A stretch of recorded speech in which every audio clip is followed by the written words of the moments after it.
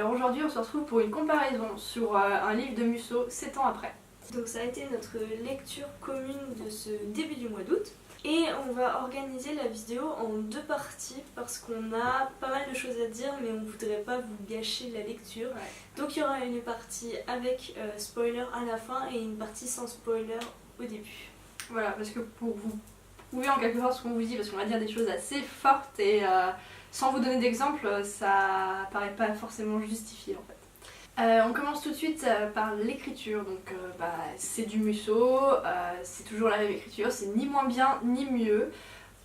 Ça se lit vite, ça se lit bien, c'est agréable sans être magnifique comme la passe miroir.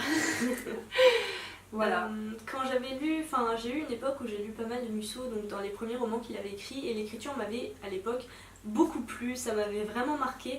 Alors là, honnêtement, ça m'a pas marqué, voilà. Donc c'est comme dit Mélo, ça se lit bien, ça se lit vite, et puis c'est pas extraordinaire. Ensuite, les personnages. Alors, je suis désolée, mais Mélie va les critiquer à mort. Pour une fois, c'est pas moi qui vais cracher sur le livre, mais plutôt elle. Je commence tout de suite par le point qui m'a choquée, mais dès le début, et ça a rendu la lecture extrêmement laborieuse sur les premières pages.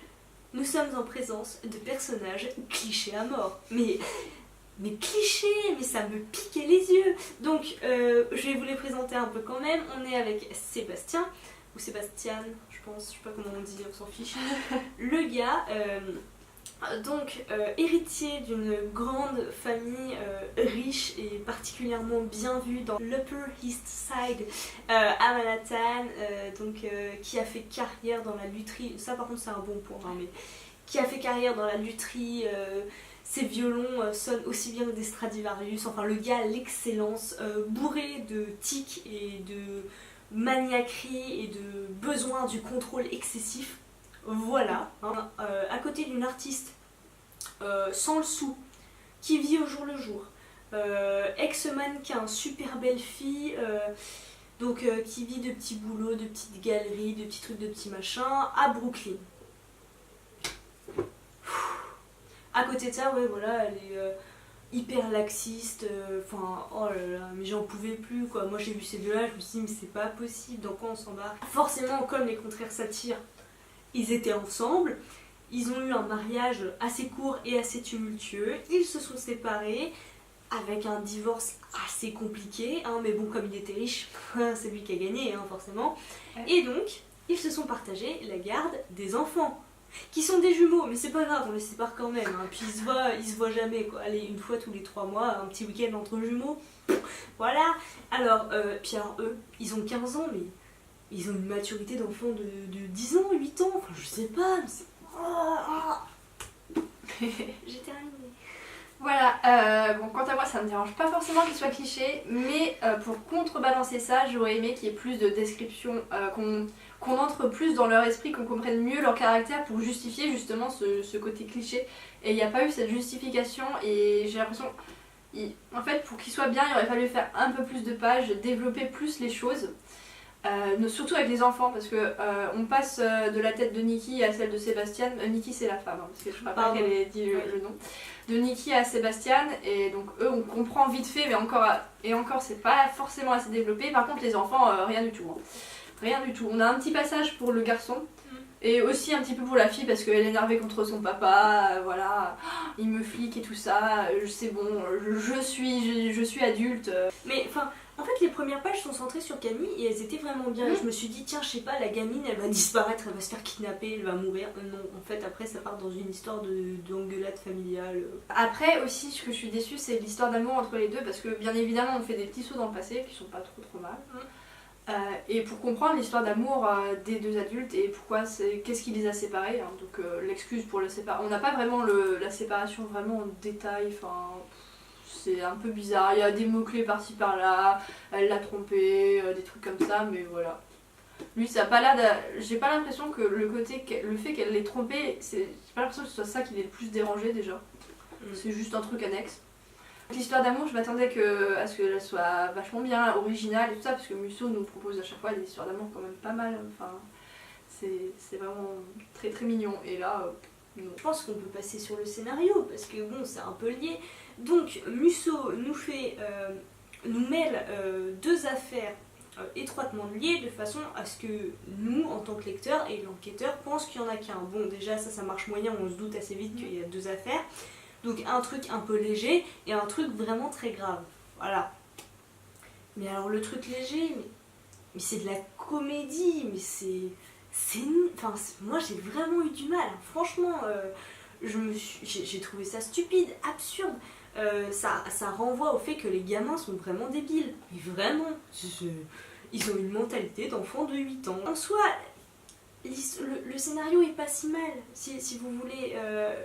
Il y a toute une quête, plein de déplacements, pondérés de plein de petits événements assez mystérieux. Ça en soi, ça me dérange pas, c'est bien. Mais c'est la raison, le pourquoi du comment, En fait, je pense que je suis pas aussi marquée que Mélie parce que j'ai lu La Fille de Brooklyn avant et j'ai été déçue. Je me suis dit, ouais, ça y est, Musso, il commence à être à court d'inspiration et il commence à nous faire des choses dans un genre complètement différent. Et voilà, donc du coup, j'ai pas été aussi marquée, j'ai juste essayé d'apprécier ma lecture qui était assez rapide et facile, quoi. Après, c'est vrai que le scénario ne tient pas debout du tout. C'est censé être un thriller, je suis désolée pour une actrice de thriller, ceci n'est pas du tout un thriller. C'est même pas un policier. Ok, il y a 1 ou 2 crimes, il y a une histoire, il y a un enlèvement et tout ça, donc forcément ça peut faire penser à un thriller, mais la façon dont c'est traité, non, c'est... À la limite, j'ai envie de dire que c'est un thriller à l'eau de rose. En gros, c'est pour les personnes qui aiment lire des livres légers, sans trop de drame, sans de torture, sans de psychopathe et tout ça.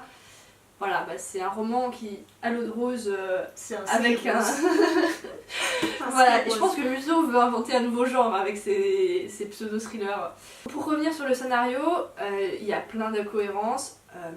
Les choses qui leur arrivent et les solutions qu'ils trouvent sont trop faciles, évidemment. Voilà. La fin, on vous en parlera dans la partie sans... avec spoiler.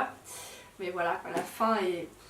ça tombe du ciel, quoi, et puis c'est beaucoup trop gentil. Il n'y a pas ce côté un peu ésotérique comme il y a dans les autres Musso, dans ses premiers Musso. Il n'y a pas un petit côté où ça serait presque magique et pas tout à fait réel. Il n'y a pas le doute là.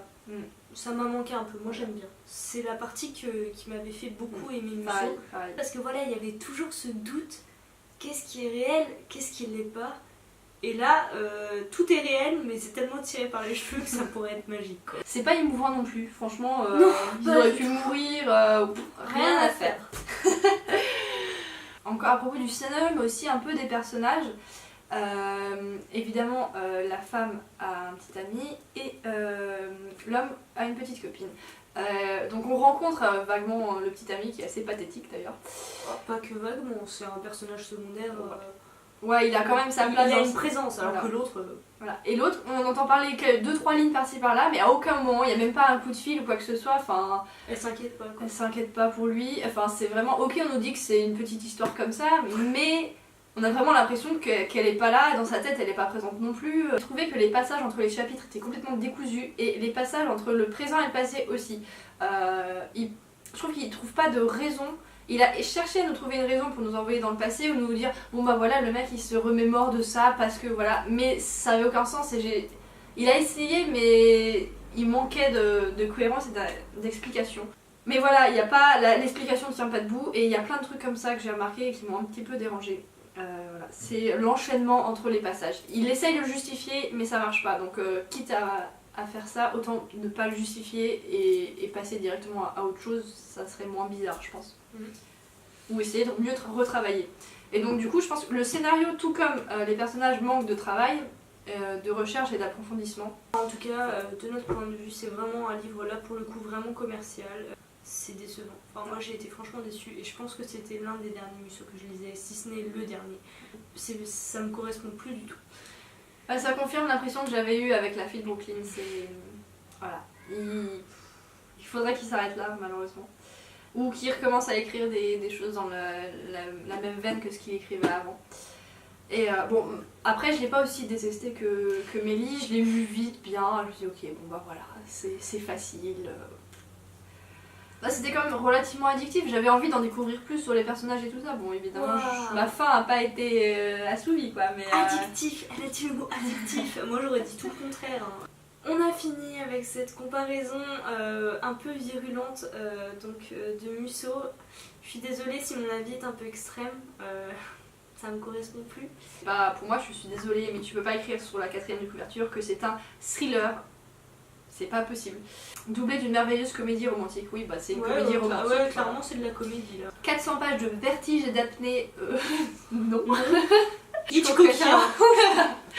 Donnez-nous vos avis si vous avez lu ce roman. Qu'est-ce que vous en avez pensé? Est-ce que ça vous a paru trop facile ou est-ce que au contraire vous avez adoré?